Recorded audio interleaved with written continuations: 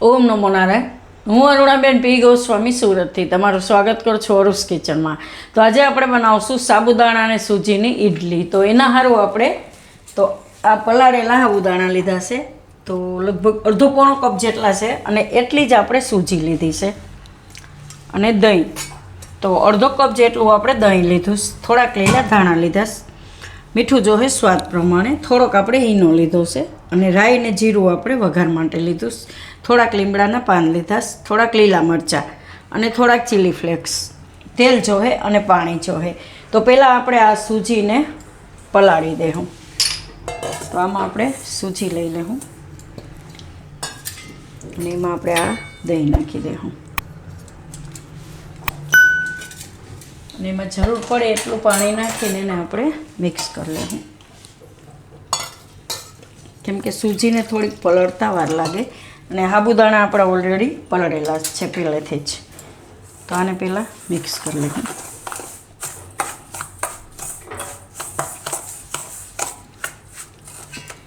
ને પાણી નાખીશું થોડું થોડું.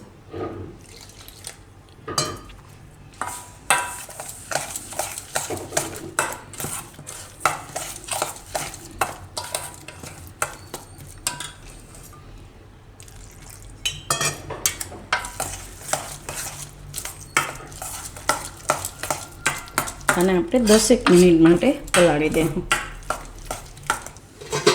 તો સૂજી આપણે પલળી જાય છે, 10 મિનિટ જેવું રહેવા દે એટલે એકદમ સરસ આ રીતે પલળી જાય.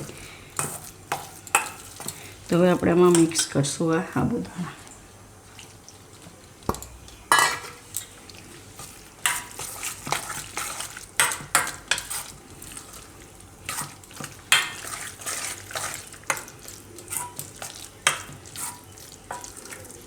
ને મીઠું સ્વાદ પ્રમાણે.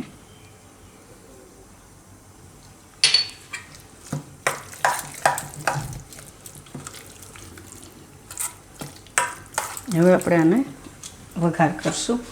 તો આમાં આપણે તેલ મૂકશું થોડુંક ગરમ, 2 ચમચી જેટલું જ ખાલી તેલને ગરમ થવા દેવું. તો તેલ ગરમ થાય ત્યાં આમાં આપણે લીલા ધાણા ને બધું મિક્સ કરી દેવું. લીલા ધાણા, લીલા મરચાં ને આપણે ચીલી ફ્લેક્સ. તો આ બધું આપણે મિક્સ કરી લઈએ.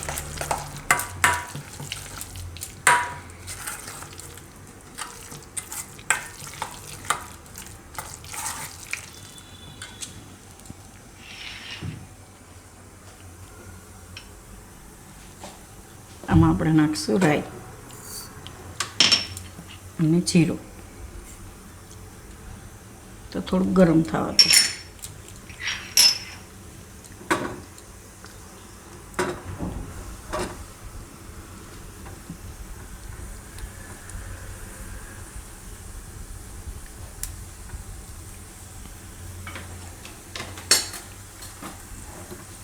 રાઈને એકદમ ફૂટવા દે,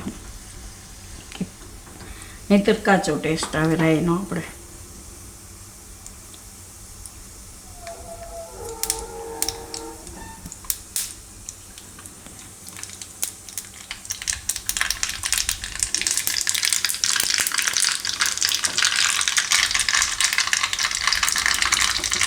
ગેસ બંધ કરી દે.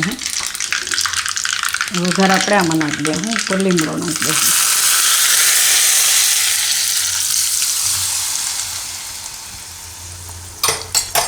મિક્સ કરી લેવું.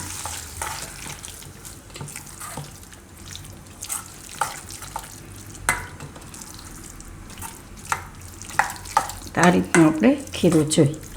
હવે આપણે પાણી ગરમ મૂકી દેવું. તો આમાં આપણે મૂકી જ દીધું છે, તો અહીંયા લઈ લેવું, અને પાણી ગરમ થાય ત્યાં આપણે ઇડલીને ભરી લેવું. તો આમાં આપણે ઈનો નાખી દેવું અને થોડુંક પાણી ઉપરથી, અને મિક્સ કરી લેવું.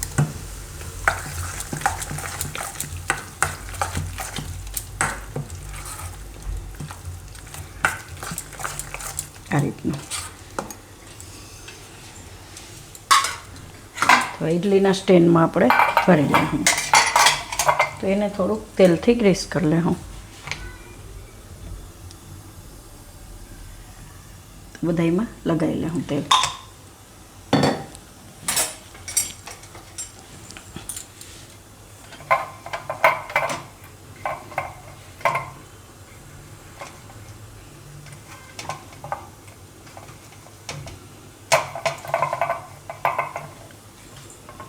આમાં આપણે ભરી લેવું ઇડલી.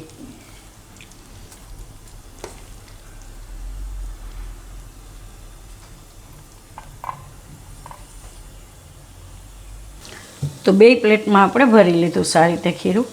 તો હવે એને મૂકી દેવું આપણે બાફવા માટે. તો પાણી આપણું એકદમ સરસ ગરમ થઈ ગયું.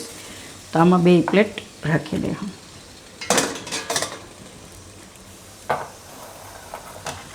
તો આને આપણે લગભગ 10 થી 12 મિનિટ જેવું પાકવા દેવું. એકવાર આપણે જોઈ લેવું આમાં 7 મિનિટ જેવું થયું.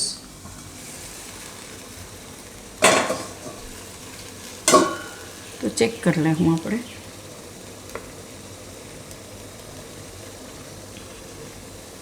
થોડુંક ચોટે છે પણ એ તો પેલું ગરમ ગરમ હોય એટલે ચોટશે, બાકી પાકી ગઈ ઇડલી. ને અહીંથી જો અલગ પડવા માંડી છે એ રીતે. તો એને 2 મિનિટ રહેવા દેવું આપણે. તો એને આપણે કાઢી લેવું બહાર. ગેસ બંધ કરી દેવું અને કાઢી લેવું. સાબુદાણા છે એટલે થોડીક તો આ રીતની તમને લાગવાની, એટલે એને કાઢીને ઠંડી થવા દેવું. થોડીક વાર ઠંડુ થવા દેવું, પછી એને બહાર કાઢશું આપણે.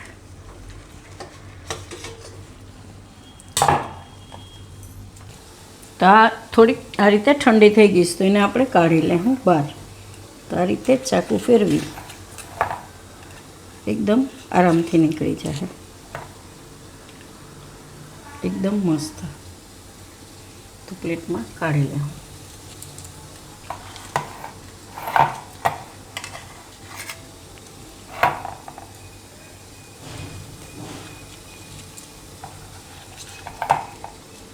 તો બધી આપણે કાઢી દઈએ. તો આપણે બધી ઇડલી કાઢી લીધી છે. તો એક આપણે તોડી નહીં જોઈ લઈએ. એકદમ સરસ સોફ્ટ અને એકદમ મસ્ત ઇડલી બનશે સાબુદાણાને સૂજીની. ને આને આપણે સર્વ કરીશું. કે આ આપણે એક પાવડર બનાવ્યો તો ઇડલી એને ખાવાનો હોય છે, અને ગન પાવડર કે એને ઘી નાખીને એની યારે ખવાતી હોય છે ઇડલી. તો એને આપણે સર્વ કરીશું. તો ઉપર થોડો થોડો આ રીતે છાંટી દેવો.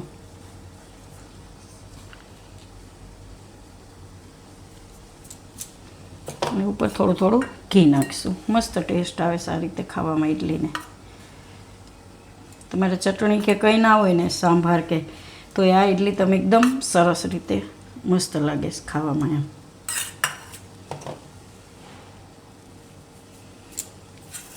તો તૈયાર છે આપણી સાબુદાણા અને સૂજીની ઇડલી. તો જો તમને મારી આ રેસીપી પસંદ આવી હોય તો એને લાઈક કરજો, શેર કરજો અને મારી ચેનલને સબસ્ક્રાઈબ કરજો. અને બેલ આઇકન દબાવવાનું ના ભૂલતા. કમેન્ટ કરીને કહેજો કે તમને કેવી લાગી આ સાબુદાણા અને સૂજીની ઇડલી.